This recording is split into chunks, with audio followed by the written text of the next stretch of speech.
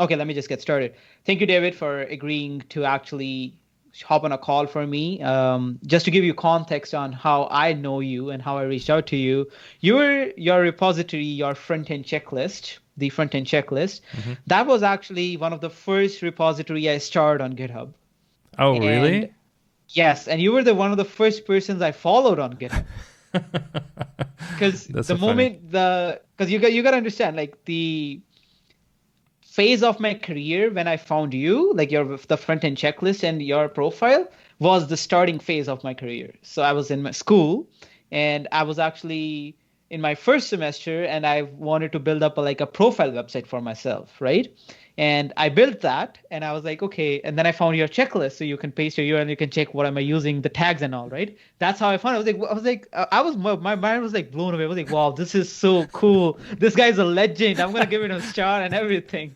So that's how I actually found you. And then we connected on LinkedIn. And then a week ago, I found you again. And I guess I saw your post upon the Redux versus context article. You shared that blog. Yeah, yeah. I saw it. I was like, hold up, this is David. And I was like, you know what? I gotta shoot this guy a message and I gotta reach out to him. So what is it's funny is that at the time I did that checklist, I wasn't living in Canada, Yeah. and then I I moved mean, in like a that's few the years beauty of ago. internet, right? That's Sorry? the beauty of internet. That's the beauty of internet, Yes. isn't it? But yeah, I mean, then I found you and I shoot you a message and thank you for agreeing to hopping on a call with me. You're And I welcome. mean, that's great. So let's get started. I actually scrolled through your LinkedIn profile, and that's one hell of a journey, I'm telling you. You starting off from journalism, you moved on to teaching French, and then to become a software engineer. You gotta walk us through that.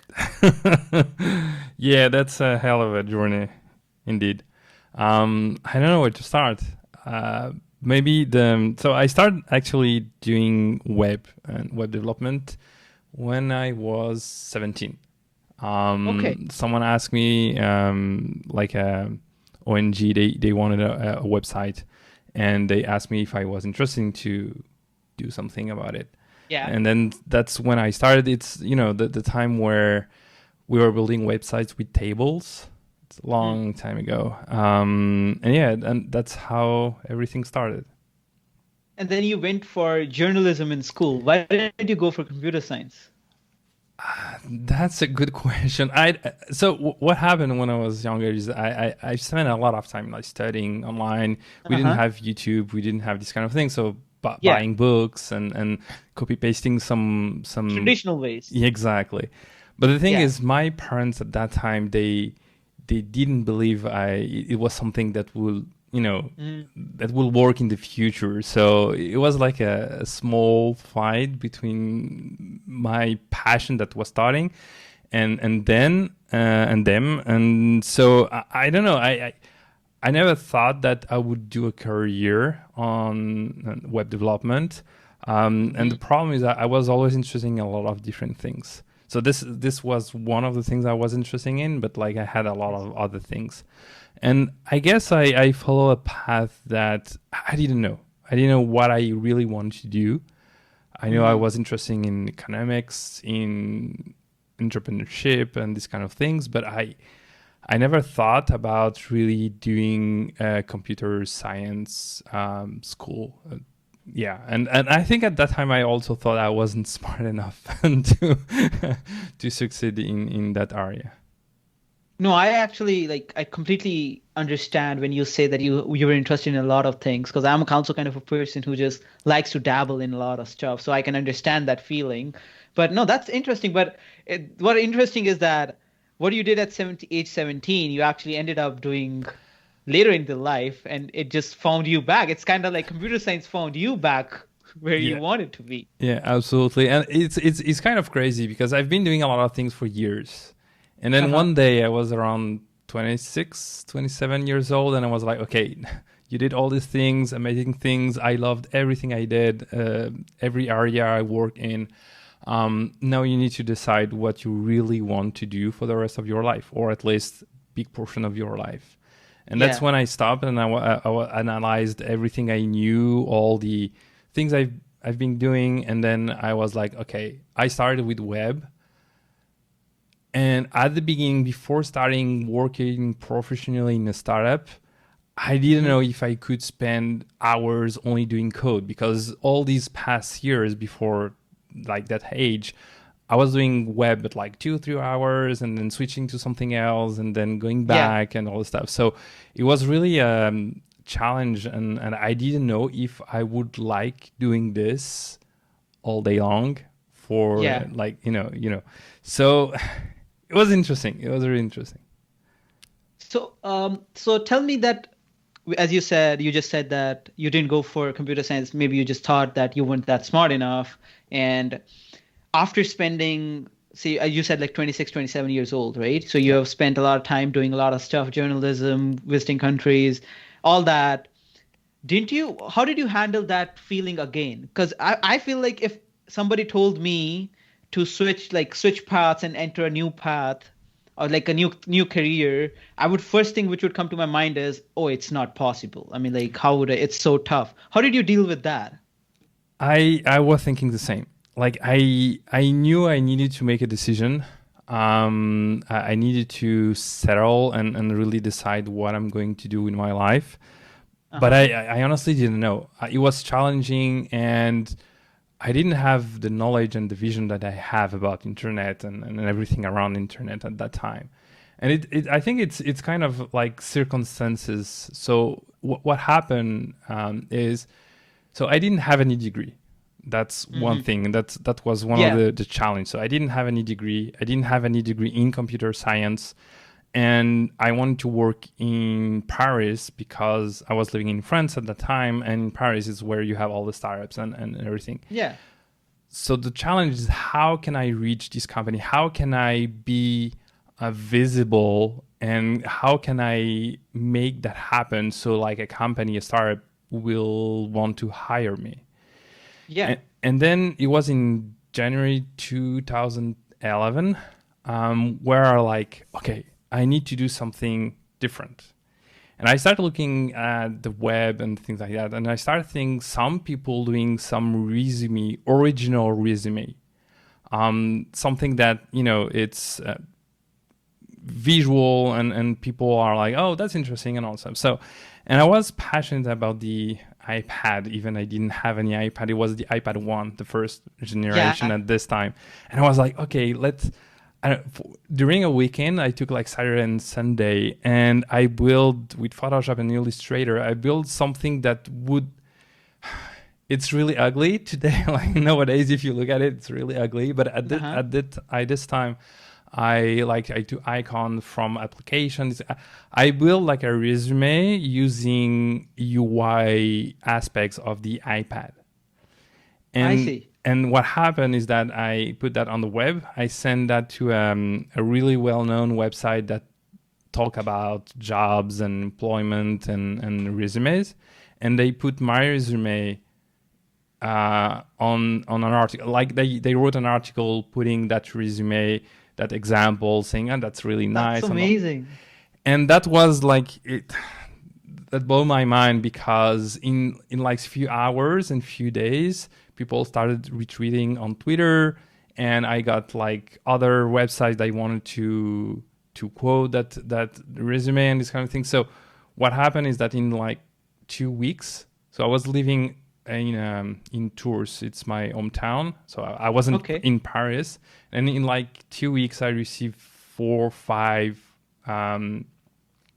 not offers, but like people wanted to meet me and Interest. to Yeah. exactly. And yeah, and that was crazy. I mean, I wasn't. This was crazy. This was crazy. So I had few offers, and then I had just to pick one that I was interested in, and then I moved to Paris and I started working professionally as a front end developer. Wow, that's amazing. Like that kind of reinstates in something I believe is that when you see from your story, what I understand is that you would have stayed the traditional way of just applying to jobs and then giving up, be like, no one's interested and complaining about it. But what you actually did was you thought outside of the box and you displayed your skills rather than just printing it on a paper, which is like such a great thing. Like You actually sent it out and showed them that here's what I can do. Yeah, and I mean, it was more the fact that I didn't have any choice. I needed to do something because I didn't have, like I said, I didn't have any degree and all stuff. So Yeah. it's like nowadays, you have influencers, these kind of things. At this time, we didn't have influencers. Like even Twitter, I think, like the first time I really went to Twitter, what at this time, but like I could not imagine that this would give me these opportunities. Like, and this is something I've been telling a lot of like people, young people and students since then, is that you can't imagine how certain things can like, if you put to the work and if you, like you said, try to think a little bit outside the box, then you maximize the chances to be visible, and then you maximize the chances to have opportunities in your life. Yeah, no, that's completely true. Like you gotta make sure that the success finds you, right? Yeah, and you gotta be at the right place at the right time. and the thing is, you can't make everything happen by yourself, but sometimes you need to, like, if you don't do anything, nothing is gonna happen. But if you do something, at least some stuff can happen due to what you did. So, and it's something I said to a lot of people is really like, sometimes we are lazy and we are not motivated, but like nothing happens usually when we are in that mindset. But if you try to do more, if you try to push more, if you try showing like you're here, and like it helps. Like, it's not a mathematic. It's not going to be like you do this and this is going to happen, but at least you should try. Yeah. I mean, like, it's not straightforward that just because now if somebody takes it away from our conversation that, oh, just build a digital resume and you'll get a job. That's not what David is trying, or anyone we are trying to say. I feel like it's more, which I agree with you, is that you increase your chances. I mean, if you don't do anything, there's zero chances something's going to happen, right? Unless you get super lucky, but I feel like luck is also made through when you actually did something. Absolutely. And even like a lot of people, students that like leave university of have like studies. I met a lot when I was living in Mauritius. I met a lot of students, and the thing is, I always give them the advice to do things that are visible, because that's what people are going to see, and that's what people can eventually use to understand what you like to do, who you are. If you don't do anything, like I had so many people coming to interviews, and one of my first questions is, show me something you did. What have you built? Yeah. Exactly. And the problem is a lot of people don't, like, when you go to an interview with a company, you need to, I mean, that's at least my experience. You need to think or to understand what the company of the person that is in front of you wants. What they want. Like, it's not more complicated than that. Anyway, I'm moving to another subject. No. That's completely, that's really interesting, and that's true. Like, that's from me, that connects to being a salesperson. Like, I consider an interview that you're actually selling yourself, right? You're selling yourself as a potential job candidate for that position, right? Absolutely. Now, from what you said, that's completely correct, that you got to understand, what does your consumer want? If I want apples and you're selling me apples, I'm going to buy apples. Absolutely. So now if I'm looking for a React developer and you show me what you have done in React, that's completely true what you're trying to say. Like, that's completely correct. And I agree with it. And it can be challenging. Like, when you are young, you don't think about this stuff. You're like, oh, I'm good in what I'm doing. I love what I'm doing, so I will be hired. No, that's not how things work. It's exactly like you said. And like, it's a contract. It's company is going to invest in you. It's an investment. So they need to know if you can be successful and you can help this company to succeed. And that's something that a lot of young people, depending the countries, obviously, but they don't think about this. So they go to interviews like, without just wing it. Yes, yeah. Yeah. So anyway, it's something that I always have in mind. Even nowadays, even when I go to Mhm. interview, I'm always like, okay, what that companies wants from me, what they want, and what can I offer to make them successful, and also myself in the process. Yeah. No, that's completely that's true and interesting. So how do you prepare yourself? Let's pick it up from there. Like how do you so you see a job posting, sometimes the job posting are the same templates, you know? Like Yeah. when you go from one job to the other, it's the same template, there's this much experience and that's it. What are your ways of finding out what does the company wants? So it has been evolving a lot. So I think Hmm. something you mentioned is I live in different countries, and it's different Yeah. in each country, and Yeah. companies are also different. Since I'm in Canada, it's it's different. So Hmm. like companies here in Canada, it's completely different in Mauritius or even in France, Okay. and they have, I feel, a level of like requirement that usually is higher than other places I knew in the past.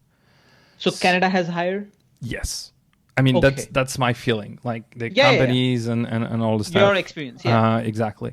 Um, what changed is that usually when like, I know I want to see what like other companies what they are doing. I'm interested in something else, or I did my time in that company. I didn't really do a lot of things before preparing myself. Hmm. Something that changed since I'm in Canada is that I'm always trying to think in the long run. Like, it's not okay, I'm going to be prepared to an interview. Is that okay? Today I have that project, I need to work on that, and I know if in 1 or 2 years that project could be interesting to talk about in a next company. So Huh. this is one thing I do, is that I don't wait to be like to want to move to another company to working on something that, I have more that mindset of working on something in the long term to be able to present that to the company. But the other thing I do is really constantly work. I mean, it's something I've been always doing, constantly working on something, constantly learning and reading, Mhm. and I continue doing that every day. Interesting. Especially because in North America things are a little like a lot of things are different. But for example, you can be laid off one day without Anytime. knowing about Yeah. it, which is Hmm. totally different in Europe. Well, like if it's like you have 30 days, they tell you 30 days before, and I mean it's the mindset and the way it works. It's completely different. Here, things happen really faster, so you need Hmm. to in some way be always prepared. Even like you can't be 100% prepared, but you need to have that routine of doing things, of writing articles, of being visible, because you never know. And a lot of companies like also people that are visible, like not Hmm. just in, I mean, depends, but like it's something that I know my first job here in Canada um, was one of the reasons is because I did that project, the Frontend Checklist. This Hmm. helped me a lot to reach some companies, and that in some way helped me to had my first job in Canada. Nice, because it gives you credibility too, right? Yeah, Like the visible projects, it gives you credibility that you can actually ship. You can ship the product. absolutely. But it doesn't stop here. Yeah. The challenge is like when you do something, you can't stop. And that's something Mm. that has been challenging for me, because I did that front-end checklist in 2017.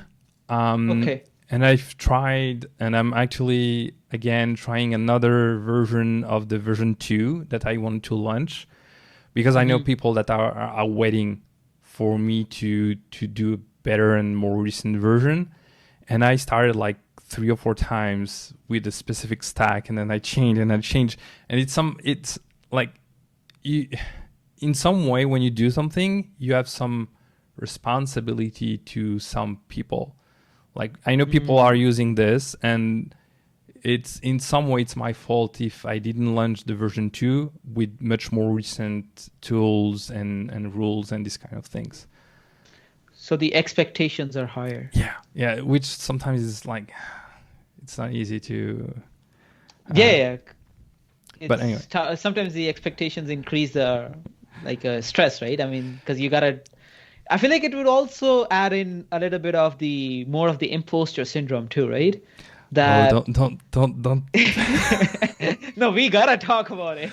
Oh my gosh, yeah, that's. Because I mean, consider that you built something. So from what I don't know, I'm just thinking, I'm just Sure. imagining that when you built the front end checklist, you did not have a expectations bar to meet. You just built it for yourself, and you just built it. And it wasn't actually for myself. It was for my team because my 2 years contract in Mauritius was coming to an end, and Okay. I spent 2 years always telling the same things, the same rules. Be careful with this. Oh, I And see. then before leaving, I was like, okay, I need to put all the things I've been telling them somewhere so that like it's like a gift, like Uh-huh. and Yeah. that was my goal. Like I would never have imagined the impact that this had. And one day I worked for like 2 weeks because I had like previous versions that I started but never finished. Yeah. And then during 2 weeks, I put everything together, cleaned stuff and all the things. I put that on GitHub on the morning, and I sent the link to all the people in my team. And that should it should end like that. That was your goal. Yeah, Yes, that was your target. but the problem, it's not really a problem, but what happened It's a is good problem to have. I will always remember this because I was at night, I was at home, and I was just checking if like people had put some comments or anything like that from my team. And then I looked and I was like 1,000 stars. I was like, what the because like my team was 15 people, and I didn't share that anywhere. Like I didn't share that on Twitter, I didn't share that on Facebook. So how? And I was reloading the page and 1010 reloading, and I was like, what's happening? I didn't know where people were coming, and I was like, okay, I don't like. Did you sleep that night? I I don't really remember, but I was excited, and I was like, because it's not the fact that people know about me. No, it's this is useful. That was what excited me is, oh my gosh, this is something that people could use and need. Yeah. And this is something that never came to my mind. I never imagined, like, I knew my team would use it probably, but like other people outside. And that what blew my mind is that, okay, I'm nobody. And this, which for me, it's kind of, I knew all these things and it's not that complicated, but this format actually helped a lot of people, and especially you are a good example. People knew to this that like you have so many things that you need to remember if you want to do something good, and that what happened, that was crazy. No, that's a really nice, interesting, and amazing story. That night having this charge increase, but I feel like that's amazing. That speaks to the thing I believe is that if you want to do something, just solve your own problems. But right, I mean, you don't need to think that much. Just solve your own. You aimed for solving your team's problems. That's it. Exactly. And what was incredible for me, particularly, is that, and I'm making the link with what you said about the imposter syndrome. Is I always had like ideas and things I wanted to do, but I always had that difficulty in finishing it really and shipping it, because at that time I'm way less nowadays, but at the time if it's not perfect, I don't do it. And this is something that I guess, I don't know if it comes from insecurity or I don't know exactly, but what happened is that when I put this on GitHub, for me it wasn't completely finished, but I was able to put something out without being perfect. And I think that was also something that changed a lot my mindset when I saw that for me it wasn't far from being perfect, but it was enough for a lot of people that's when I also start believing that I was able to do something, and that something could be nice, even not perfect. That was like also like a change of path in my life. I started noticing that I didn't have to wait until it's perfect to ship and to do something. And this, I learned a lot. I mean, I grown as a person, and I learned a lot from what happened with that project. Yeah, that's one thing that a lot of people that I know, they are in some ways like that. They wait to be perfect, and that's a challenge as a developer. You need to fight this. You can't live or have, because if you wait to be perfect, you never ship anything. Yeah. Well, yeah, I mean, that's one thing which comes into your mind, right? That what if this thing has bugs? People are gonna laugh at me. Like I shipped a buggy product, right? I mean, that I face that. Like when I'm doing something, I'm like, damn, if this thing has bugs, my friends are gonna kill me. They're just gonna make so many jokes on me that, what is this shit? That's what we think, but what Yeah, actually happened? Nothing. nothing. Yeah, Like you put something out. I mean, no one is going to laugh. No one is going to criticize. I mean, yeah, and the problem is we put that pressure on ourselves, which doesn't exist, because at the oh yeah, end, like you know what I mean. It's, and yeah. if you look like at something that sometimes I remember myself is, when you're on your phone, you want to download any application, big or small, like, and you see like updates, and you see bug fixes and bug fixes and bug fixes, Yeah. and that's something that also sometimes I keep in mind. I'm like, wait, all things have bugs, and all the things need to be improved always. So don't put yourself, like, don't put too much pressure, because Yeah. this is normal. This is Yeah, exactly. totally Like normal. we gotta make this normal. Like shipping big buggy prog, it is normal. People just don't accept it. Exactly. And the thing is, we a lot of things changed last year also in my way of doing things. I worked at a company, which awesome company, and I learned so much. And even I'm like 36 right now, so I'm pretty old. I don't I'm think so. still That what you learning. call old. You're like, I'm 36, pretty old. I don't think so. That qualifies for pretty old. But the thing is, even nowadays, I'm learning so much, and I change my way of doing things. That's something I kept in mind all these years, is that something you believe and some ways of doing things will always change. Something you do today, in 2 or 3 months, you will do differently, because you will learn something new, because you will discover something new, and because we are always moving and changing. And that's something also that I always keep in mind, is I usually don't have any strong opinions about code and things related to code and internet, because I know, but it will change. So having a strong idea about something doesn't add any value in the way you are doing things, because they will evolve, they will change. That's the nature of the things. So this is also something that I've learned, and then at that company, before, something I tried to do, which was a first in some way, is really shipping as fast, and having really, like, not waiting for 2 or 3 weeks to launch anything, is that doing something small, ship it. You have any problem, and you write your test and all the stuff before, of course, but like, if you have any problem, you fix it and you ship it again. And really, that way of doing, and I know some people say it's agile, some other people say it's something else, but that helped me a lot to lower that the bar of saying, okay, I'm gonna ship only if it's perfect. I see. Because you now believe in the cycle that if it is not perfect, I'm going to ship it and then I'm going to fix it in the second part. I'm going to fix it in the third part. Absolutely. And even after all these years, I think I found, for me, and I think a lot of companies work that way too, I feel that's the way. That's the way. That's the way to do it. Yeah, and I like this. I like this because you don't have to really say, okay, think about this needs to be perfect. I need to think about all the aspects.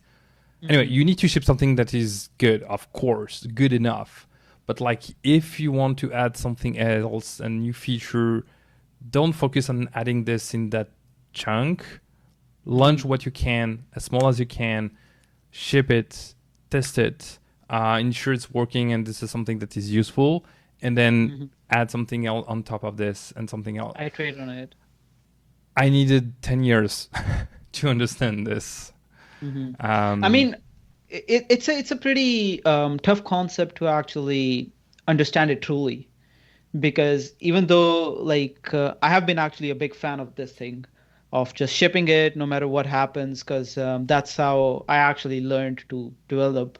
Because I was like, otherwise, if I just keep on holding it, I won't get it there. Like, I'll just give you a little bit of my backstory. Sure. What I did was that, so I moved here in 2017 for my undergrad at Seneca in Toronto, and it's a pretty basic problem. Not a well-known school, not a that big of a school. So obviously the competition is tough, and being an international student, you know, it's an add-on pressure that I gotta figure this shit out. Like I gotta do something here. And in my second semester, I was like, you know what, I'm gonna build something, because I was planning to look for co-op after my third semester. So I was like, okay, I'm gonna go for interviews in my next semester.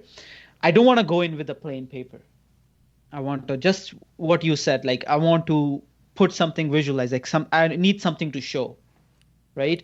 So that's when I was like, then at that time I was just like, I'm a kind of you can call it a geek who just like likes to read a lot and likes to like stay updated with all that startup stuff. So I was listening to one guy and he said, the only thing matters is you gotta ship something out, learn to ship, no matter what you do. And you gotta just fix your problems. Like that's what I told you before, that don't worry about waiting for an idea to come to you, which is going to be like the next Facebook. Just solve your own problems and you'll be fine. And I was like, okay, you know what? I need a project. Let me see what problem I can solve for myself. At that time, even right now, I watch, like distraction is a pretty big thing for me. I get distracted pretty easily. You know, I'm working, I'll just open up YouTube and boom, my 5 hours are gone. I feel like most of people can understand what I'm talking about. So I was like, you know what?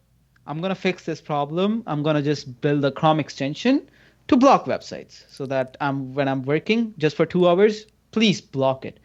I thought of this idea in the start of my second semester or end of my first semester. And I was like, okay, I have 1 semester, 4 months to ship this Chrome extension. And I feel like that added pressure that I gave myself a deadline that before the start of the third semester, I have to ship it. No matter what happens, I have to. That actually kind of helped me realize that it doesn't have to be perfect. I didn't have any option, just as you said. I didn't have any option. I have to ship it because I have interviews coming up. So it was really shitty. I mean, like it worked. The Chrome extension I built, it worked fine. And it was basic JavaScript, HTML, nothing fancy. I actually put a really random video in the background, which actually increased the size of the package. I didn't understand that. I was in my second semester, right? I just built it. It was a really lame video in the back, but it worked fine. You enter the website name, you specify the time, it blocks it. You cannot access it. Awesome. So I was like, you know what? I'm just gonna ship it, and I shipped it.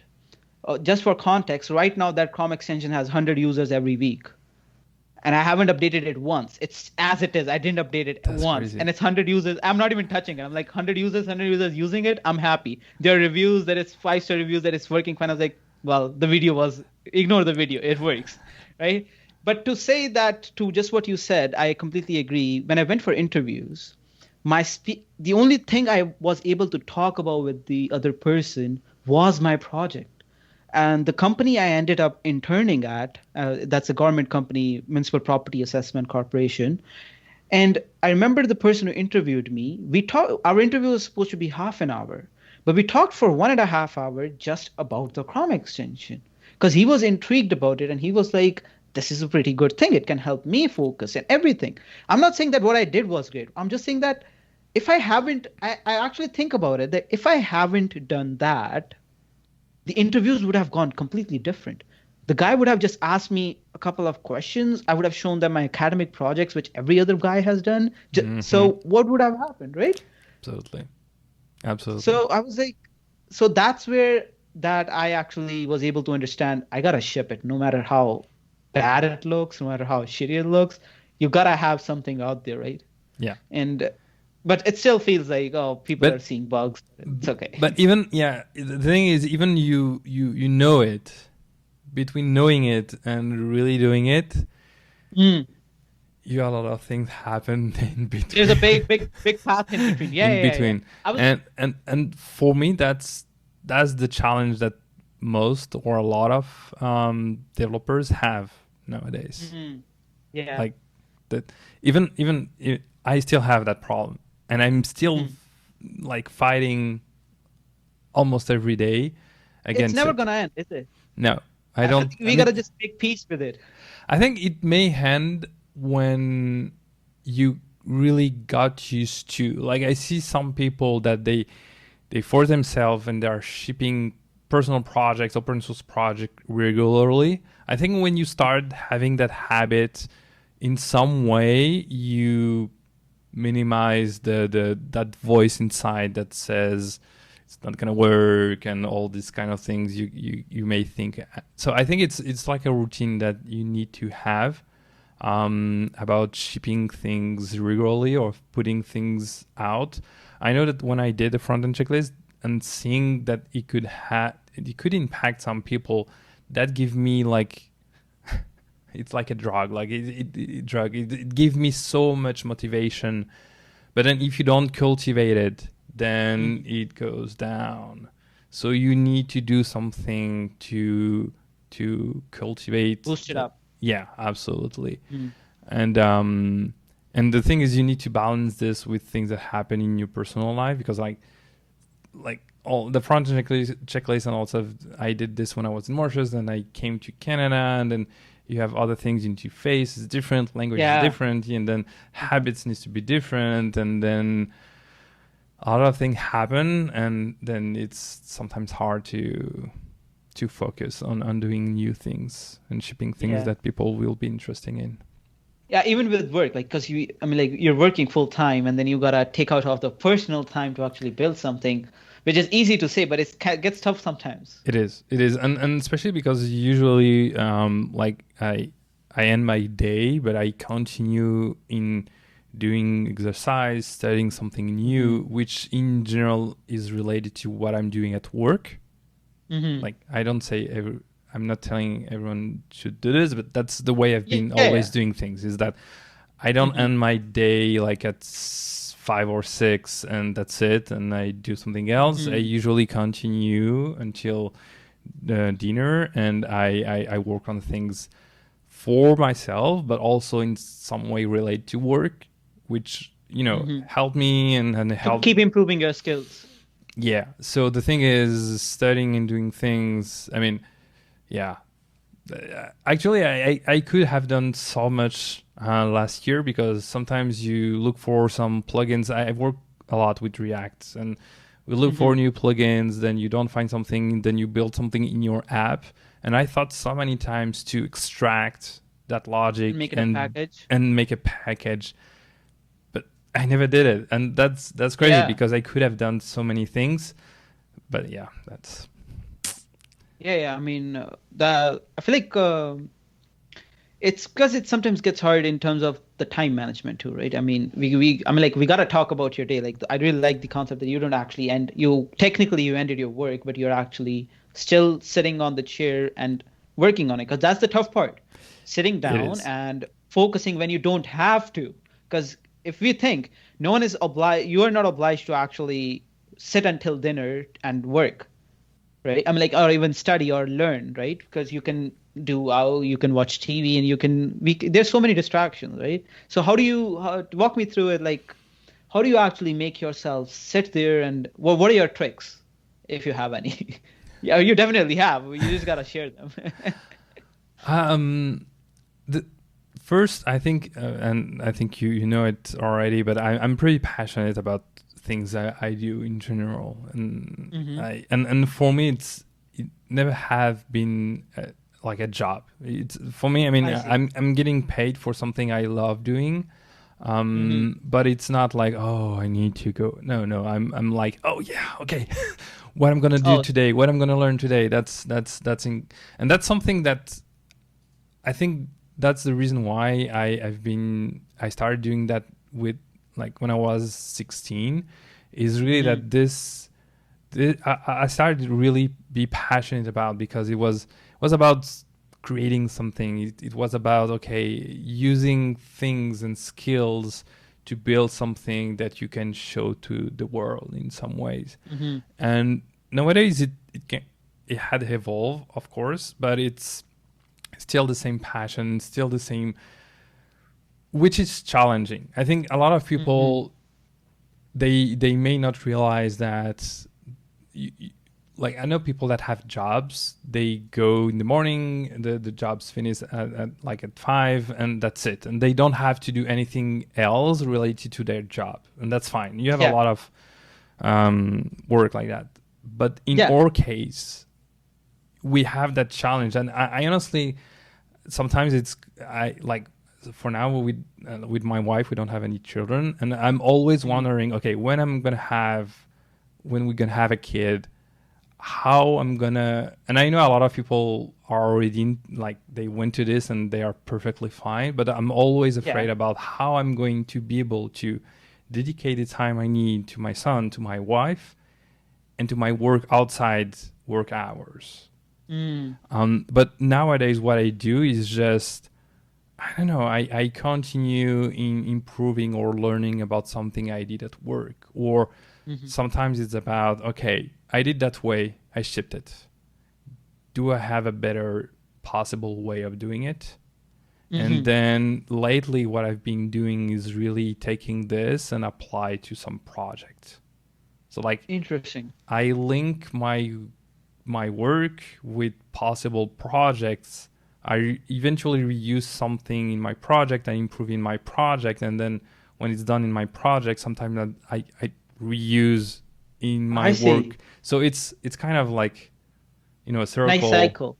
Yeah. where, because it's like things I'm learning, okay, I'm applying to that company, but even I'm leaving that company, it's gonna stay. Yeah. And I'm going to reuse that to another project or another company, another product. So Yeah. the thing is, people may think, okay, if I'm working, for me, like when I'm studying or learning something new, it is for the company because I'm working on some specific project, but it's not just for that company. It's also for me, and it's also for the future company I'm going to work with. So it's not the thing like thinking, oh, you're working too much. No, it's not just working. I'm learning something that in the long term will be beneficial for me and will be beneficial for other people. And I think in the process of what I'm doing, I know I have a lot of tutorials. I have a lot of videos that I'm watching. I have a lot of ebooks, like a lot, that I regularly buy new ebooks and these kind of things. And I try to like balance between reading and watching and doing. Like if you just read or watch, it's not going to do enough. Yeah, because you got to do it. Yeah, you need to actually do it, because a lot of things that also I said to younger people is that you learn really in the process of facing a problem. And that's the root of all of this, is that when you face a problem and then your brain process, okay, what's the option that I have to solve this problem, is in that phase that you actually learn. At least my explanation. You totally understand the concept. No, that's completely true, and I agree with it. Yeah, because you're actually applying what you thought, what do you think of, like what you learned, you're actually applying it, so you actually go to the depths. That's why I feel like sometimes when I think I know something, but the moment when I try to apply it, then I actually realize, oh, hold up, I don't think so, I get it. Yeah. Go back to the documentation and open it up, let's see what's happening. Yeah. So absolutely. yeah, so that's when you understand it totally, right? Yeah. No, and so that's why I'm like, Yeah, I've been doing that a lot lately, and I'm waiting for a new work permit since December. So since December, I've been doing a lot of personal projects. I've been Okay. working on templates. So for example, on Next.js. So I'm Uh-huh. working a lot with like React and Next.js and Gatsby. These are the Okay. like, and what I've been doing is building templates, boilerplates for Next projects or Gatsby projects or just I React see. app. Like with all all the things that like ESLint and all the configuration and all these files and the GitHub actions and all the stuff. So I don't have everything on public on GitHub. A lot of are still private for now. But Mm-hmm. I'm what I'm trying to do is really removing the friction in building something new. So Mm. what's happening right now is that I have 2 or 3 next project that I'm using Next.js, and I'm Mm-hmm. using the same base boilerplate template with everything I need. And Yeah. what's happening is that okay, I want to find ways, any way, to remove the friction of building something new and really focusing on just what I need to do. But I don't want to think about the The boring stuff, the setting up and CI/CD everything. and Yeah. deployment and all the configuration that is going to simplify linting my code and test my code and all these kind of things. So this is Mm. something that I found really like useful for me. That is, you have a lot of boilerplates. It's kind of different when you build your own boilerplate because you may have things you see differently from other developers. And I know that I'm really focusing lately in building as much as I can to really removing that Hold on. freak. Yeah, The audio is getting cut off. I'm sorry. no, I feel no, like totally fine. uh can you hear me clearly? Yes, I can. You froze for a few seconds, but you're Is it better now? seems to you are not breathing anymore. Okay. I feel like it's working now. I don't know. For a second I couldn't hear anything. Oh, sorry. I don't know why. Yeah, no, it's not your fault. It's my internet as usual. But no, okay, I continue. I'm sorry. So you were saying about it. Sorry. Yeah, so let me start. Okay. So I've The been boring stuff, CI/CD, yeah. yeah. So I've been working a lot in this kind of thing. I feel that this is a way for me to remove that friction. I was telling you that you have all these voices in your head when you want to launch or do something. I found really interesting to build boilerplates and things that really remove that friction. And then if I Mm, think about something, so like for example, I want to have a plugin and I want to launch it with TypeScript and all this stuff. So I build with Rollup and all these kind of things. I build my boilerplate. If I have an idea, I have this. Like I just have to code what I want to do, but all the infrastructure and all the things are done. And I think this is, I mean, at least it's my way of trying to ship more and really avoid like removing the time of okay, how I need to configure this and all this kind of things to really focus on the product itself.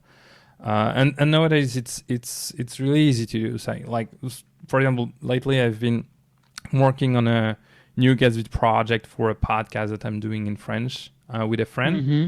and the kind of like things that are really simple to implement, which saves a lot of time, is for example, it's a library that's called Plop, where Okay. you just build your template of your files, and then Mm-hmm. you launch the command, you answer some question, and then so for example, I want a component with React, and typically my components, they are in a folder, they have an index file, they have Yeah. the name of the component, and they have a test folder with like a test. The first test is just checking if the component like is Yeah. launched correctly. All these Mm-hmm. files you could create like manually, but I like to remove that aspect and just launch a command which will create my component, the boilerplate of my component.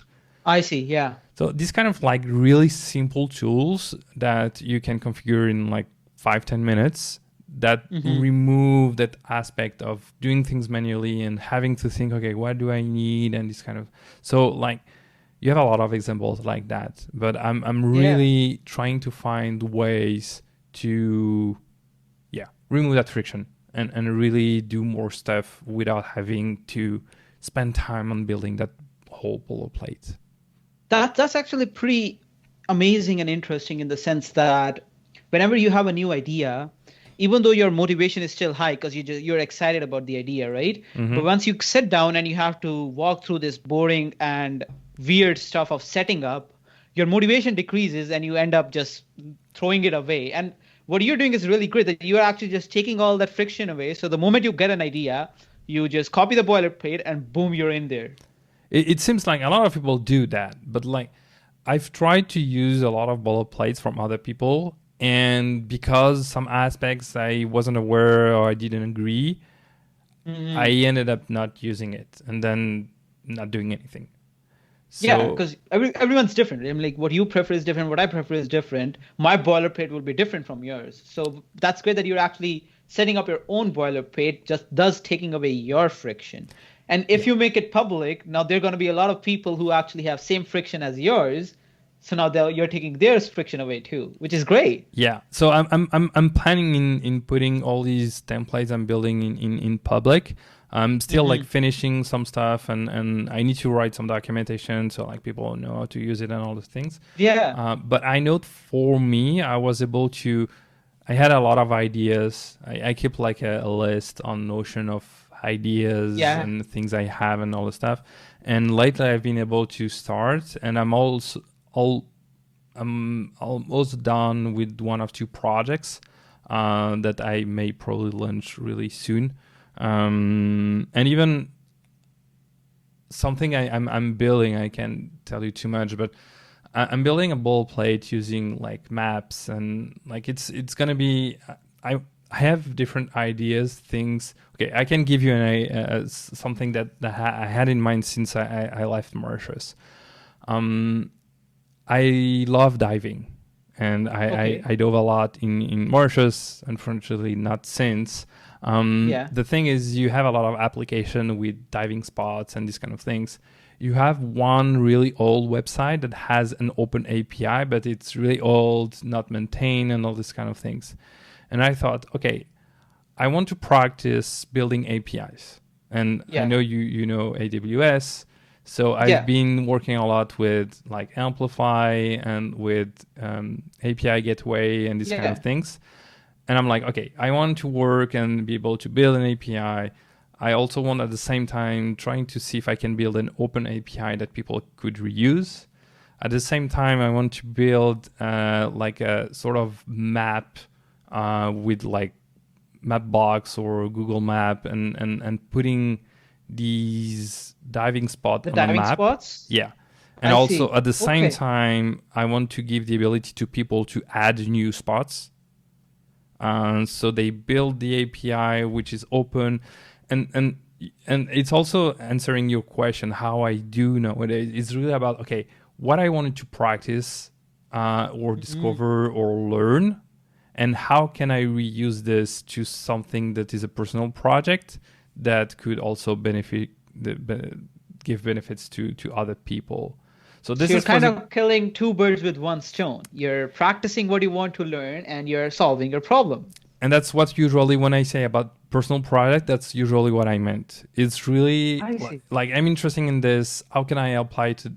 I can apply to something that is real, and at the same time be something that could be interesting in. And I don't know it's it. And what the reason why I'm saying that is that I'm building a boilerplate using Hmm. like Matbox and all that like simple like you have identification, authorization, and you have just Yeah. like a form to add new stuff.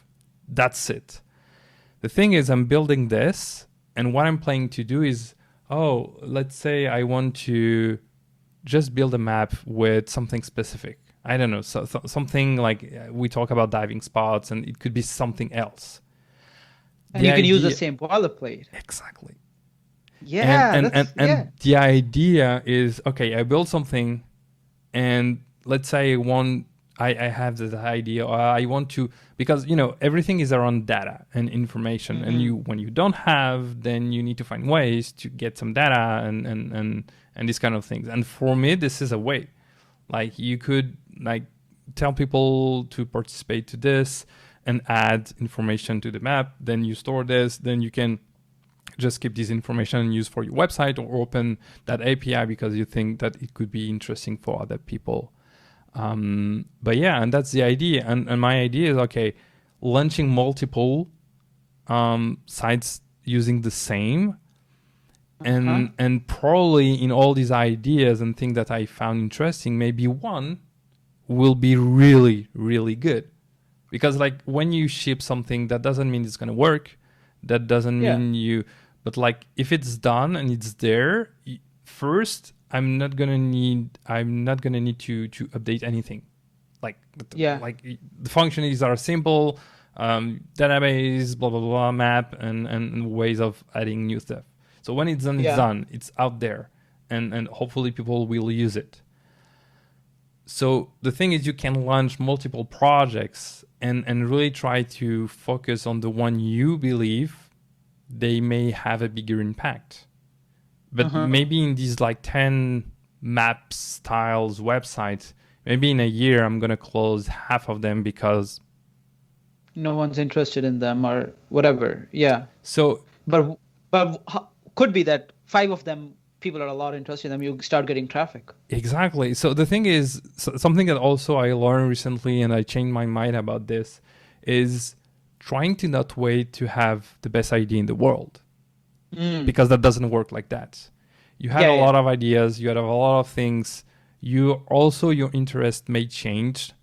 So ship as much as we can, different projects. A lot will fail, but maybe you're going to have 1 or 2 that will succeed, and then you will invest probably more time, and then maybe you will get something back from this. Yeah. No, that's a pretty great approach to take it. Rather than waiting, you gotta start doing stuff, and because you never know. I mean, I feel like you can never predict which of your project is gonna take off. No. Just like you said, you built that front-end checklist for your team. You never thought it's gonna take off, right? No, I never. But it surprises you now, doesn't it?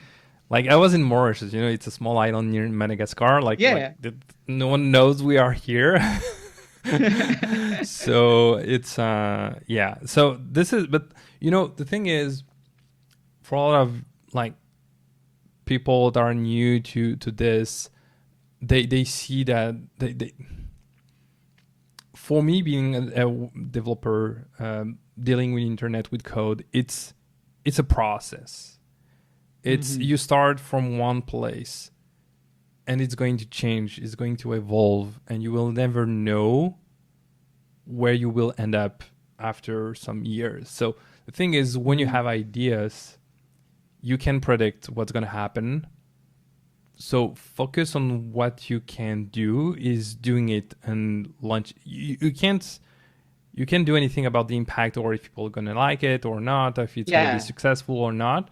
So instead of focusing on something you can't do anything about it, focus on what you can do. And what you can do is doing something and shipping it, and something will happen. I don't know what or when, but something will obviously happen if you did something. Yeah, no, that's pretty great advice, David. What's your process of filtering out what do you want to learn now? Considering every day new things are popping up, how do you decide on what to learn and what to not learn? Because I feel like that's a pretty big thing.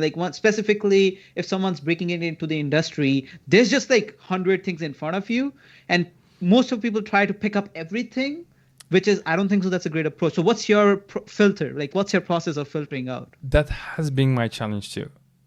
Okay. So but something changed also lately. So I've been always a front-end developer. So front-end, so CSS, HTML, SAS, and everything around this, and all the tools, and the front-end checklist is a way to show that being a front-end developer nowadays is not just HTML, CSS, JavaScript. Like some people Yeah. simplify it, it's much more like that. And I've been always Mm-hmm. interested in other things around this, like design and UX, something that I'm Mm-hmm. a lot interested in, UX and UI, because it's about Mm-hmm. people.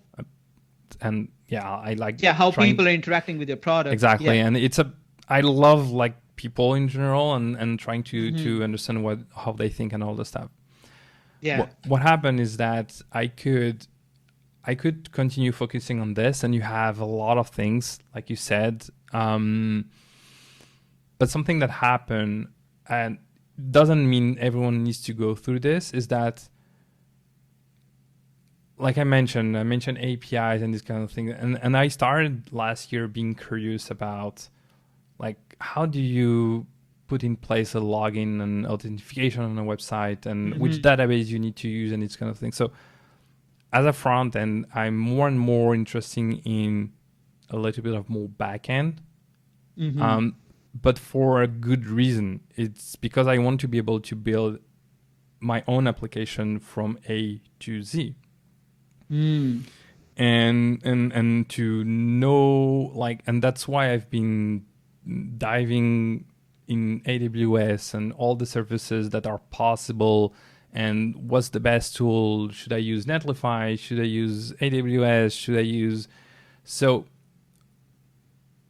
the way I've been separating what it's most interesting is, first, for myself, what I'm like, being able to build that whole application, be able to know which database fits better for that kind of usage. This is what I've been focusing in. It's firstly Mm-hmm. for myself, but it's also because I've seen our companies and which tools they are looking for. So like I I see. mentioned previously, it's the same circle. What's the Mm. companies that I know are using in general? What I'm Mm-hmm. interested in learning for myself, because I know I'm missing this or I'm missing this. Mm-hmm. And how also what I'm going to learn will help me with the company. So for example, my previous company, we had people like working on the API and these kind of things. And I was working Yeah. on the front end and just consuming these APIs, these kind of things. But that voice saying, oh, but how they do this and how they do this and why they Mm-hmm. do this like that. So filtering what it's coming, it's really challenging. Even like Mm-hmm. nowadays, I find a lot of articles and I click on the Pocket extension and I put on my Pocket, and Yeah. they stay in my Pocket for weeks. Weeks, that's it? Mine's is for like years. This is challenging. So to answer your Yeah. question, this is really challenging. And I've been trying, like, the problem with all the content that we found on Medium, on dev.to, and Yeah. it's, if you put that content aside, but you don't action it, you don't do an action on that content, Mm. why are It's of no you use. doing this? So I've been trying, and honestly, I'm not perfect on this. I'm still working on this.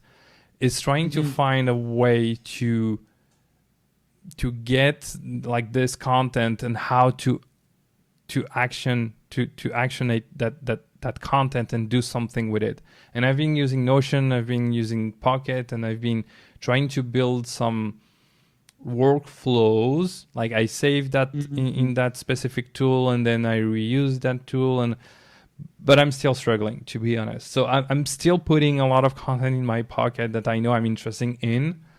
The next step Mm-hmm. for me, I think, is really try to find the best workflow to really not just put content aside, but really do something with Using it. it, using Executing it. it. Like executing on it and learning it. That's a challenge. Like I've been reading a lot of articles. A lot of people have different workflows, different tools, and one of the things I love is automation. So like I love trying to see, okay, which tool has an API that I can reuse to link Mm-hmm. everything together. So really simplifying everything. But honestly, I'm still struggling with Yeah. finding the way that will work for me, to be really efficient on consuming But I feel like content. it's the trial and error method, right? You gotta try various workflows until you actually find which, boom, works for you. Absolutely. But I think sometimes I'm like you saw that I share things on LinkedIn recently because I was like, okay, I need to be more present. I need to write more articles because I've been writing like really little these last years. But sometimes it's complicated because you see all that content and you're like, you talk about the imposter syndrome and you're like, yeah, where does my content stand in front of that? Yeah, I agree. I feel that same. That's a big problem. And I think a lot of people, they don't do, and I can include myself in that category. They don't do because they're afraid or they think like, yeah, everyone talked about this. What do I have that is going to be more than someone else? Exactly. I know that it's not something we need to think about because every person is unique. Every experience is unique and we all have value in saying something. Even someone talked about it, we are different. So because we are different, we have values and value, and because we have values. So this is a fight that I currently have in thinking, in really avoiding thinking I'm not good enough and I don't know enough to talk about this, and really just put it outside. And like I've been since I have a YouTube channel in French, but the last video I think I did it 2 or 3 years ago. Since then, I regularly have comments and I answer all the comments, and people are like, when are you coming back? When are you coming back? And I'm like, oh, next week and next week and next week. I'm fighting this. I'm fighting the fact that I know a lot of people doing awesome content and I will never be able to do as good as them. I know it. That's not to be discussed. But at the same time, I know that my experience, what I learned from that could be interesting for some people, could benefit from some people. And that's something that like I suck like I suck at this is really fighting that doing it and not asking too much question, because if you ask yourself too much question, then you will never do anything. It's my story. It's really like doing things. I know I need to do it for myself first and for others, without being egoist or this kind of things. But and how can, because doing content for me, it's not about me. And that's probably what's complicated for me. I don't really like being exposed or this kind of things. What I like is the idea that something I do or say could help someone else. That's what motivated me since years. It's really knowing that this can help someone, and just that idea should normally be enough for me to put me outside and do things and doing content. That should be the enough reason for you. So, but yeah, I mean, it's a challenge. It's a challenge, and I'm doing that podcast that we're gonna launch soon with a friend, and I'm trying to also starting again my YouTube channel. I don't know where to start, but like I know people are waiting. I know people wants to have some content that I know I can provide. So I know that once I get into it again, then I know it's going to be enough for me to continuing to it. But the problem is really getting there. The first step. That's always the tough one, right? We're saying the same thing. I mean, I completely agree with you. Like, what are you saying? The content creation, I feel like that's the dilemma everyone faces, because we just don't value our own experiences. We're like, why is this special? Which comes in that we just don't consider ourselves unique. It's just naturally. We just don't consider ourselves unique, and we're like, man. And also, like, when you see so much content out there, like, who's gonna read my article? To just add on that I don't write that much, but when I was in school, I was like, you know what, I need to get a job. I always, my motivations were behind that. So I was like, I'm gonna be honest, I wasn't thinking it's gonna help somebody or someone. I was just thinking I need to be visible because I need a job as soon as I graduate. That's totally fine. I mean, same for me. So no worries. So I wrote a blog. So at that time, I was picking up Golang. So it's just learning because I was interested in it. So I was like, you know what? I'm gonna learn how to. I was just trying to build. Oh, I remember. I was building an application for my dad back home. He owns a small business. So I was like, you know what? You don't have a proper way of managing all the accounts and everything. I'm just gonna build a simple account, simple Angular app where you can just put in all the data and then it stores it in the database. Just a simple crude application, right? And I was like, you know what? Just how you were saying that implement what you want to learn into your personal project. So I was like, at that time, I didn't do that on front end because I was already working in Angular. I just continued that and I just made an Angular app. But for back end, I was like, you know what? Rather than using Node, I'll pick up Go. I want to learn Go and I want to learn GraphQL. So I didn't build REST APIs. I built GraphQL APIs and I implemented both on front end and back end using Apollo. And I was like, you know what? I'm gonna implement GraphQL with Go. I'll pick up Go that way, and I'm gonna connect it to Mongo. I'm mostly used to Postgres. I use Postgres mostly. So you know what? I'm gonna change that. I'm gonna pick up Mongo. And when I opened documentation for connecting Go with Mongo, it was really tough for me to understand. At that time, you know what? I was like, I was able to connect, I was able to build it up. Then I was like, you know what? I should write a blog, just what they have in the documentation, just presenting it in the exact order a person would need and simplifying the text. That's it. I did not create that content. I just copied pasted from their documentation and simplified it and just changed the order. That article is my most viewed article, which gets 200 views every week Nice. and on Medium. And I'm like, wow, it's literally the same documentation, which explains to the fact that as content creator, you never know what other people are looking for. And you did some work. Even you copy paste, you put in the order that would make sense for you, then Yeah, is also making sense to other people. So like we said, it doesn't need to be something big. big. Yeah. It needs But just to be solving a problem that other people may have. it's just that when you decide to write, the first thing which comes into mind is who's going to care about this? Yeah, but we need to stop thinking like that. Yeah, we need to, I know. I agree with you. We need to. It's I easy mean, to say. It's I, easy to say. it's easy to say. 100%. I mean, that's what I've been also trying to like. In my Notion, my first to do is write blogs. I always set target. Okay, every month you have to release 2 blogs, just 2 articles. It's not that much. Never been able to do it. Never. I did not write one. So something that I thought but I didn't do is, a lot of times we build our products or applications, these kind of things for companies or for ourselves, and we spend like 1 or 2 hours looking for answers on Stack Overflow and reading the Yeah. documentation, and we do something putting all these kind of things together. This is already something we can write about. The time you spend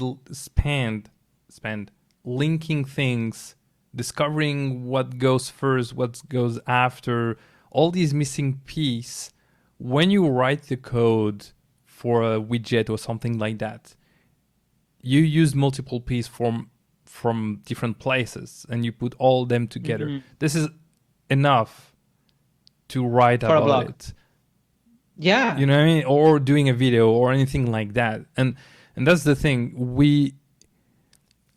I'm on Twitter, but something that I've been not liking too much is when you're on Twitter, you saw all these people that are really good, really smart, doing a lot of things. At the same time, I put myself, and I'm like a lot of young people and young developers, when they say this, they may feel or think, I will never reach that level. And Yeah. I feel bad because I think we have a lot of people that don't see that they are putting pressure on a lot of people because they need also to be visible. They are selling their course, they are doing this and they are doing this. But at the same time, I've been wondering a lot of time, like how could we evolve a little bit and try to not put that pressure on a lot of people, because when I was in Mauritius, a lot of people, they were looking at me as I was I don't know, someone that knew so much, someone that, and always like, I could understand that, but at the same time, it wasn't right. Like, I'm the same as you are. Yeah, I have different experience, these kind of things, but I'm not more than you. And I think a lot of people, they struggle with this. I mean, I struggle when I work with a lot of people way smarter than me. They know way more than I. And I've been struggling this even with 10 years of experience. Then you take someone that has less experience, how they manage, because a lot of people, even I'm everywhere on the web, and sometimes people reach me asking questions like, what do I need to do to become a web developer? And they always have the feeling that they are not good enough, it's too complicated for them, they will never succeed. And I think we have a lot of work to do in really trying to not give that sensation that you have the top smartest people working with web and the rest. And I don't know how, I don't know, but like it for me, I have sometimes that feeling. I can only imagine how other people may have that feeling of they will never succeed. And I think this is really something bad that we should, I know, find ways to work with that. I completely agree with you on that. I mean, when you say that some people might feel that in that some people, I am one of them, because it's my first career. It's my first year in my full-time job. It's my literally first year. I haven't even completed my 1 year. I started in May. So I completely agree with you that when I see, I'm not blaming or bashing anyone, Sure, the people who are producing content, because it's not your fault that you are good at something. No, right? I'm not gonna just say that, why are you good? You're good because you are good, right? It does make you feel a little bit that, do I even know? Like, for example, let's take example of React, right? React is so big. It's just like insanely big. And when you see some people on Twitter, known people posting some really smart and genius stuff, when you actually read through their code, I actually feel like, holy shit, they are genius, right? And that when I see my own code, I'm like, oh boy, I better look for another career. But you know what happened, and that's something I try to repeat myself. I mean, try to repeat this out loud. Is we see what they came out, but you don't see how much time and hours they spend. Yeah. And that's something that took me some time. Is really, we always see the end of something journey. Yeah, we don't see the whole journey. So, and this is something that I've been telling myself a lot, is really, they go to the same thing that you went through. It's just you don't see it. So try to remember this, to lower the expectation and what you are thinking. It's because, and it's the same, like the Frontend Checklist, like everyone like, oh, that's not, no. Yeah, I spent like 2 weeks, like days and nights, and at that time I was doing polyphasic. Polyphasic is like, yeah. I see. No. So like people don't see this, and they see the end goal, and now I'm trying to really finish that version 2 that I know I'm going to take a lot of time, because the plan is to, like, every single rule, to add 1-page article for each single rule. I'm going to need to do a lot of research. I'm going to need to read a lot of things. I'm going to clarify things. A lot of writing. Much more than the first version. But this is something I want to do, because it's not just about, oh, be careful with this. It's giving more context and more content, and give links to other sources and this kind of thing. So if I succeed this year, I don't know, in doing that version, like, I know it's going to be the same. People are going, oh, that's fine, but they will not see all the time that I spend working on that version. And that's the same for everything. So, for example, for the podcast, I did a podcast a few years ago when I was in Mauritius. Then we are starting a new one. And I've been telling my friend yesterday, I was telling him, we need to listen to other podcasts, what they do, how they do, what we like, what we dislike, what we want to add. But I said, let's try to listen to episode 1, not the last one.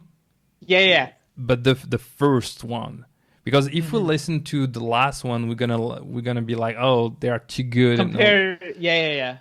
So and honestly, I do the same for videos. So when I want to learn something and I want to get some ideas, usually I go to the old videos and I try to go to the first videos that well-known person did. Because if you try to compare with the last videos they did, you don't see the whole process of learning and things they changed, they update, they improved. And I mean, for me, that's relevant in doing this. And I think a lot of people should keep this in mind. And really, even I do the same for GitHub projects. So you see the like you have a new plugin and you see all the code. A lot of people, including myself, we try to, at least for the first version, have something that is consistent. But you have a lot of projects, they start with nothing or really small things. So what I do is I go to the history and I try to see, okay, what was the first version? What they start with? So that helped me to lower the expectation and say, oh, okay, they didn't have all the things that are possible today. They didn't have that back then. So, Yeah, that's like that solves the problem of us comparing our chapter 1 with someone else's chapter 100, right? That's that saying. Totally. That's and you actually pretty much sum up why I started this podcast was to actually tell that everyone has been through it. Like a person who's even established has been through a part where they sucked. I mean, you actually just summed up it really well. Like I wouldn't have said it better, that they have been through the same thing. You just don't see it. And that's something that we need to keep in mind. We need to keep in mind consistently, because that helps us to lower the expectation and get started, learn. Right? Yeah, exactly, and learn from all these people. And I forgot what it was, but like some developers like a long time ago on Twitter, I forgot who it was, working on the React team. But I remember that they were saying that they didn't know about CSS or these kind of things in CSS, and they didn't know about this, and they didn't know about this, and this. And even they are like in the React team doing like really good stuff that we all use. Yeah. That doesn't mean they know everything. That doesn't mean they know everything. Yeah. And I remember when I read this and I was like, I was surprised, but at the same time, I was like, it's not because you are really, really good in something that you know everything about web and coding and all the languages and these kind of things. Yeah. And that's also something that is sometimes challenging, is deciding where you want to focus. I know I struggle with this sometimes because, and you may also, because we are interested in so many things. We want to learn a lot of things. And it's hard to really decide, make one choice. I know, for example, a lot of people that they focus on web accessibility, and they're really good at this.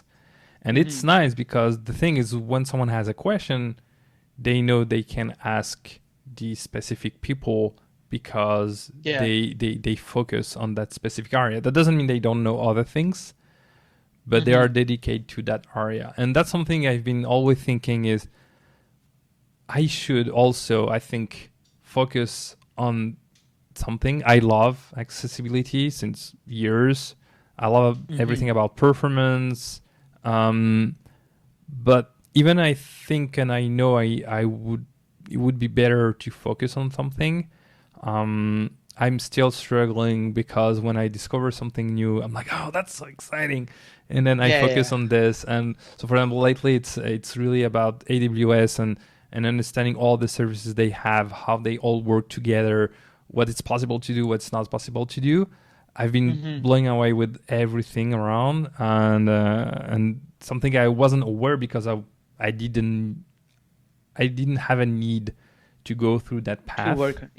But now that I'm like, okay, I want to build applications with login notification and database and API and these kind of things, then that's, I mean, I've like I'm a front end, so usually people don't go that path, but because I have that need of building application and this kind of things, I don't have any choice. I need to understand what exists, what's possible to do, and the tools that I need to work with. Yeah, no, that's true. I mean, because you're also solving out your own need, right? Like now you have a need of figuring out the login part or authentication and everything. So you're picking up AWS stuff and everything. And I also agree with what you said about specialization, that how some people specialize in web accessibility, which actually becomes their trump card. I mean, Absolutely. if a company is looking for that, same circles back to what you said in the starting of the episode, that you got to understand what the company is looking for, right? Now, if a company is looking for a web accessibility specialist, guess who's getting hired first? The person who specializes in it. Absolutely. Or at Right? least the thing is, like, people know that I'm interested in this since a long time. So even the next company I'm going to work with, they know about this, and I know they will probably use me to solve some issues they have with accessibility, and I'm really happy in knowing this. Yeah. But at the same time, it's not the only thing, which is good and bad, because obviously some people that are more specialists, they know much more. Like I know how to do the job. I know a lot of things. I'm following a lot of people that are really gurus in web accessibility. But obviously I Yeah. know less than if I was specialized in this. But at the same time, for me, it's just to leave things open. Like I can do this, but like it's not the only thing I'm good at, and I like doing it. Yeah, So don't close yourself off, right? Because what it, happens when that thing is not in demand anymore, right? I so mean, that's a challenge, because it's good to be specialized. At the same time, you need to stay open. stay open enough, because you never know what's gonna happen. Yeah, no, that's completely true. Wait, I want to ask you. So you've worked in France, you've worked in Mauritius, now you're working in Canada. What do you think is the major difference in working style, like work culture? What would you Whoa. say? It's completely different. Like, and I work in Brazil, but I didn't work Oh, with okay. web. So like every country is different. Like people, companies, culture. Um, so for them, something that strikes me when I think about France is that in France we have what they call the post club. Like they in France, I mean, it depends. You have exceptions, these kind of things, but in France they love doing breaks during the day. Like they do, and they don't do Oh, just one break, like to go to smoke and these kind of things. And I don't know, okay. it's something that it's even in some movies and this kind of thing. You always see people doing a lot of breaks during the day, and I don't know, it's something that, for example, here in like people do breaks. It's just not the same. I don't know. The spirit, the culture is really, really different. I love Canada. I really like the way people work and the companies, but coming from France, Europe, and Mauritius and other countries, it hasn't been always easy. Mm-hmm. Especially the fact that you have smart people everywhere. But Yeah. for the first time when I came to Canada, I really felt that people were way smarter than I am, and that has been, Why? I don't know how to I mean, explain. like, what made you feel that? Because that's not true. I mean, like, I'm not gonna say that's true. I'm not gonna agree with that. That's something I've been really. I mean, it has been challenging for me to deal with. Is really that sensation that people are. Yeah. So first, at least the first month I came in June 2018. The language. So Okay. obviously, at first, Yeah. you don't understand everything. You need time and also. So that's the first thing. Then the thing is, I lived for 2 years in Mauritius, and I was managing people. And one of the mistake I did at that time is that I've been focusing a lot of other people and what they needed to learn and what I could do to help them, that I forgot about myself. Oh, I see. And You went into a typical managerial position that where you're yes, actually focusing on your team. and Okay. that was a big mistake. I did a big mistake because during these 2 years I did a lot of things, but I forgot to really learn a lot of new stuff, and the Hmm. rhythm is not the same, and this kind of stuff. So I did a really big mistake, and that's one of the reasons I wanted to come to Canada, is because I wanted to forget about that managerial position and do code, more code, Hmm. and try to like get where I should be in terms of knowledge and all these kind of things. Um, Yeah. so, and then you can imagine, you can picture yourself. I came to Canada. I had, I didn't learn a lot of new stuff for past 2 years, and then you come So you had a lot of here. catch up. You Yeah. see like these people knowing so much, using all the new techs and stack and all these kind of things. So you are like, okay, I did a checklist, but it's so it's you have people that like know so much, and you're like, I can. So this was really complicated at first, and then you need to learn like Mm. the culture, things are different, and all this stuff. And I don't know. I always had that feeling, probably less now, but for a Mhm. year, the first year, I had really in my mind, I had that feeling that I wasn't no one, and I wasn't good enough. I didn't have the Mhm. knowledge enough, and one of the mistakes I did that the first year is really comparing myself with the people I was working with, and especially people that knew way more than I. One of the this is a big mistake, but Mhm. this put me like this was really challenging for me. And you, Well, yeah, yeah. go I mean, ahead. like I can imagine like moving to a different country and then moving from a managerial position to actually getting back into the code, plus adding the pressure of language. I mean, like it all adds up, right? Exactly. And it has been challenges first year. I think it's really about when you move to a new country, is like Mm. you're removing the, like, take a tree and you remove the roots. So every time you Yeah, yeah. move to a new country, you are put it out the soil and put it somewhere else, and you need to prove yourself to other people. Like you start Yeah, from zero. Like even with years of exactly. experience in different things, it's like I didn't have experience, so I needed to prove myself. And I feel that the second company I started, like the previous company, it was Yeah. a little bit less. Um, Because you've settled in, right? I mean, like, because it's been a year and you settled in. yes, so you know how things work. You know how, like, even all the companies are different. But Hmm. then something like you asked me about the difference. Something for him that is really different is how you treat people here in Canada. It's really, I love the way it's done, and it's really different than other places. Hmm. But you have good things and bad things. Like not everything is good, not Oh, everything yeah, is yeah. bad. But for example, it's sometimes challenging.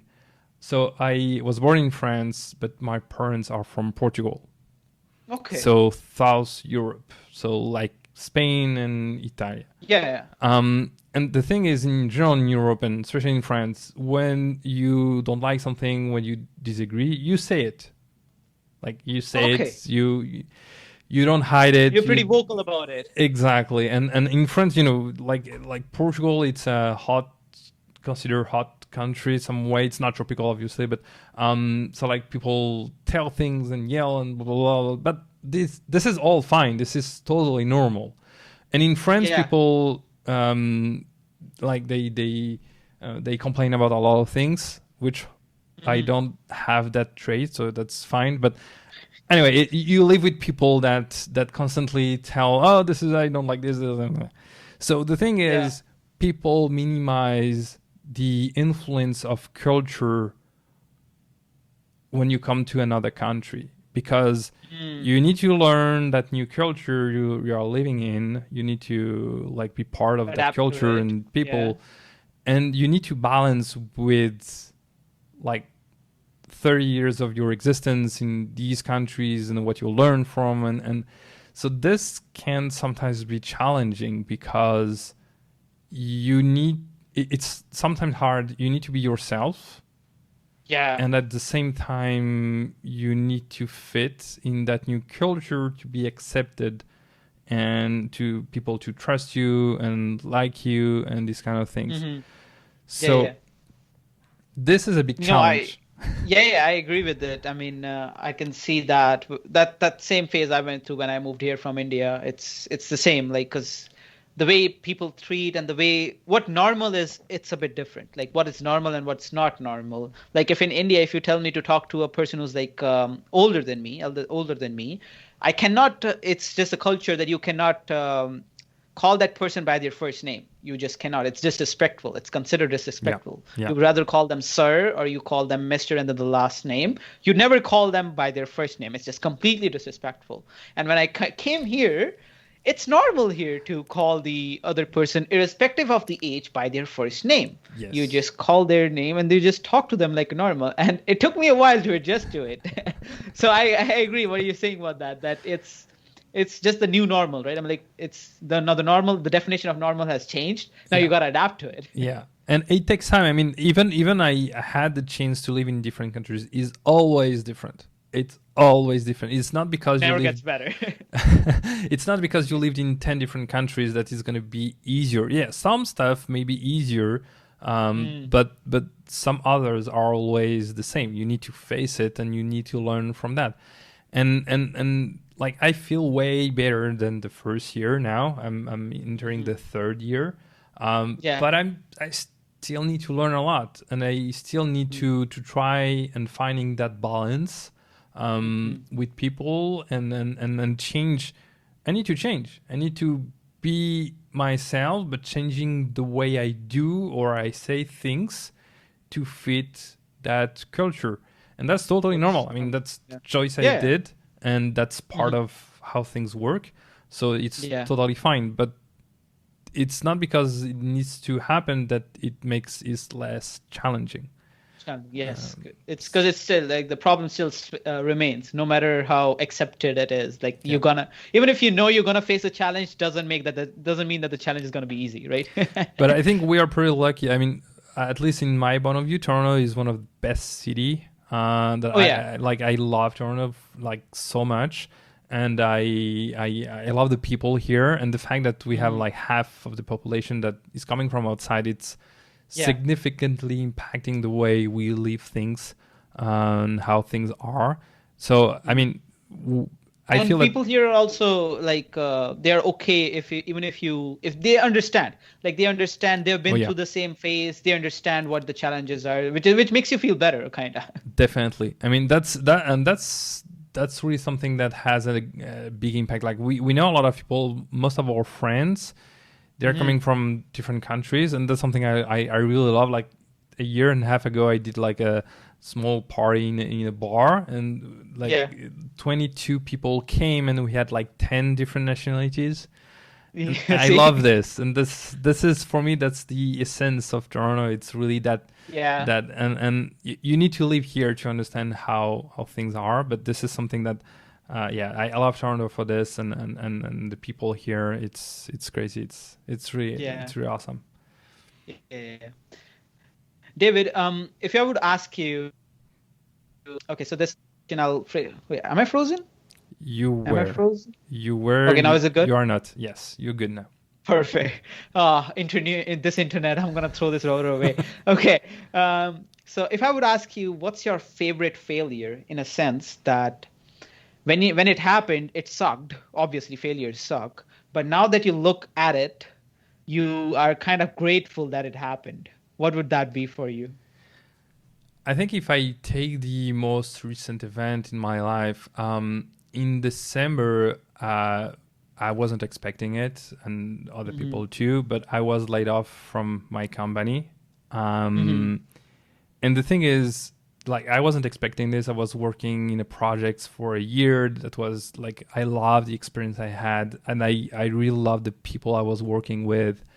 And then, and you know, in North America, it's like, they call you and then Bye-bye. yeah, and that's it. And so you put time and you put yourself to work with that company, and obviously it wasn't for free. You were paid for this. Yeah. But But you still develop an emotional connection, right? we are human. I mean, we are human. And the thing is, something that I found really bizarre is we have all these rules to cultures, like the culture in companies, and they value people and they care about people, and that's amazing.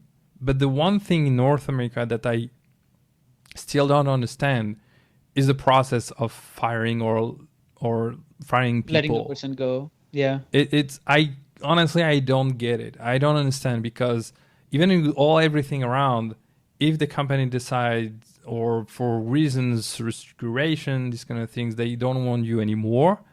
I don't know. I just feel that we're not human anymore, because like in 5 or 10 minutes they say goodbye, they close access to your laptop, and then you're done. And you have different ways of reacting to this. People that are like never lived this, they could react to being angry and this kind of thing, which is understandable, because you cut connections from one day to another. But I had the choice to take that event in two ways. I could be angry and was like, I don't understand why I did. Or at the same time, I could be grateful for what that experience gave it to me. And I honestly was surprised by the way I reacted, because I had few seconds where I was like, I didn't know how to react. But at the end, I reacted with being grateful and looking backwards and seeing how much, thanks to the people I work with and the company, how much I learned and how much I discovered about knowledge, but also about myself, thanks to that experience. So I failed in some way, or maybe not, but for me, I live this as a failure. But I try to really see this more as an opportunity than really just a failure, because it's complicated. It's not that easy. It's not just you can't just wipe your feelings and your emotions, of course, but it's how to redirect this to something that is going to be beneficial for you. And when I look back, like it has been almost a month and a half, I've been doing so much for myself. Like this gave me the opportunity to, because I've been working a lot this last year, and that gave me the opportunity to spend time in finishing ideas, launching new projects, learning a lot. So the thing is, I'm studying a lot of things that I know I'm going to need for the next company. So I'm using it for some project, but I also know I'm going to need this. So I'm using for both. But I think people should, being fired, it's always complicated, because it has consequences, not just for you, especially if you have like children's and a wife. Dependence, It has consequences. We can't, we can say, no, that's totally fine. So, but it's, you need to try to learn that, like, everything, something that I tell my parents about, it's things that happen doesn't have any aspect or sentiment attached. Like, we say, oh, this is a good thing or this is a bad thing. Wow, but that's the thing I've read in Stoicism, that the events originally do not have good or evil attached to them. Absolutely it's not. It's our rationality which decides whether it's a good or an evil. I didn't that's really good. Yeah, I didn't even know that it was something, but that's something I learned from my experience, is that. Yeah, you learned it on your own, man. That's so great. I read it. You lived it. I read it, and I feel like what you learn through your own experiences holds way more value than just reading it. Much more impact. Yes. So the thing is, we attach sentiments to things or to events, but they don't have any attachment. And the thing is, I when we look back in all the events we thought was really bad, Yeah. after we are always capable of finding something good that came from that event. So I stopped like putting specs on events and trying to force myself to remember that something good is going to happen. Whatever you do, something good is going to come from that event, good and Yeah. bad. That's how things are. Like you can't do anything about it. Like like it's a requirement. Like things good and bad will come from an event. So you can't like so judging an event and thinking, oh, that's really bad. What's gonna happen? What I'm going to do with my life? Just prepare yourself. Be ready in finding ways to get the most of something that happens. That happens. So Yeah. so And specifically when it's not in your control, right? You can't do anything with it. specifically when it's not in your control, absolutely. So when this happened, like even some people I work with, they were like, oh, I'm surprised how you take this in a good way. And yeah, in one hand I had that voice that wanted to tell me, oh, oh my god, what's gonna happen, but The anxious mind, right? Which wants to say that what's going to Absolutely. happen? How can they, right? but I thought, okay, let's take that time. I have time, which usually I don't have that much. I have time. How can I use that time for me? How I can redirect that time to be useful and be more prepared for the next opportunity that is coming to my life. Yeah. Yeah, I mean, what do you say? It's completely like I'm actually really amazed that you actually learned through your experience and you've developed that your own philosophy of like I mean, like everyone develops their own rules and virtues to live by, right? I just really like how you've developed it on your own. But I actually found this exact concept what you're talking about through reading. There's a book called Man's Search for Meaning by Viktor Frankl, and in that he talks about that most of the people right now are asking what's the meaning of life, while the thing is it's your job to find out the meaning in your life by just doing it whatever you need to do right now. And he give that in a really nice example that when you see a movie, and if I just you just see just one scene, you just see one scene, and can you decide the meaning of the whole movie just from one scene? No, unless you actually watch the whole movie from the ending, from the start to the end, you don't actually know what does that movie mean. That's same for your own life. That unless you have lived each and every moment and you have understood each and every moment, you don't really know why this moment happened, right? So that's where I connected in my mind that same concept connected with what you were saying, that whatever happens, it will have good and evil, but you got to do what you got to do, right? So that's amazing, like how you actually build your own philosophy through your own experiences, and that connected with something which I've read, and that book is like really nice. I would actually recommend you to read if Oh you yeah, ever get yeah. a chance. It's a short read. It's like 150 pages, but Viktor Frankl, the author, he was an Auschwitz Holocaust survivor. So he actually was in the concentration camp, and when he survived it, he wrote that book. And it's like really interesting to see. Now, those were the worst situations a person can be in, right? Definitely. And if that person can maintain that by living by the same philosophy, that unless I live through my whole life, I don't know whether this is good or bad. He lived through that, and after that, he actually explained that made me sometimes you just need a proper scale to compare your situations with. I mean, one could say, "Oh, I got fired. This is the worst situation one can be in." But the reality is, this is not actually the worst. You are really well off as compared to many other people in the world, which provides you a context that it's not that bad. It's just you thinking that it's bad, right? Absolutely. And the fact that I lived in Brazil, where a lot of Hmm. people don't have money. I mean, it's like Brazil, it's incredible, and Mauritius is different. But like people, I have a really good life. I have Yeah. wonderful wife. I have wonderful friends. I lived in a country which is awesome. I mean, I'm lucky. I'm Yeah. really Exactly. lucky comparing with a lot of people I know. And that's why I usually never complain, because I know how much grateful and how much like chances I have to have the life I have. This is not Yeah. perfect and will never be, but Yeah.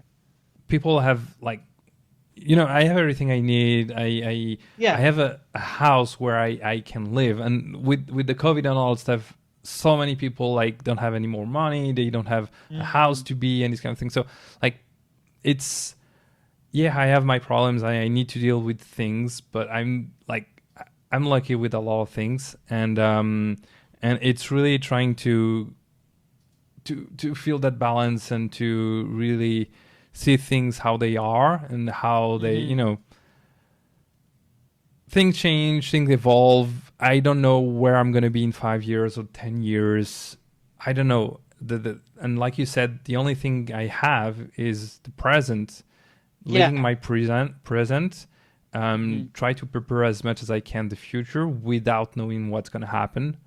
Mhm. And voila. And the thing is that's why I discovered when I was in Mauritius that one thing that I love doing is doing things for others, and that's something Mhm. that in some way I did way less since I'm in Canada. And I'm trying to get that sense of, I mean, get back on track in doing things for others, because this is something that I know have a really big impact on how I live things. Yeah. Um, so, but I'm still trying to figure out what's the new way To I giving want back. to give back things, because the Yeah. way I've been doing 3 years ago, it may not be the same today. Mhm. So yeah, but this is something that is Yeah. I need to work on. Yeah, no, I love it. Like it's I'm really liking like we are on the way you say that being grateful for what you have right now, and totally agree with it. And I just don't see any reason to complain when you have such a good life and you've been given so many resources, right? And it's insane. I mean, like I'm loving like how your way of point of view to look at things. It's just amazing. It's I really appreciate it. Thank you. So we are already 2 hours. I'm sorry, I was supposed to be 1 hour, No, but that's it was totally just fine. great. So where can people who are listening to you can find you online? Oh, it's not complicated. Like I use the same username everywhere. Is the Okay. David Diaz. So it's thedaviddiaz.dev for my blog, and everywhere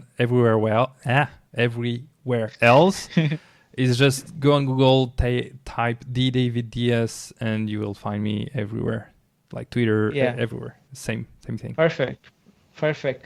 Man, David, thank you a lot for actually just taking the time out of your day and talking with me. I really enjoyed our Me conversation. too. Thank And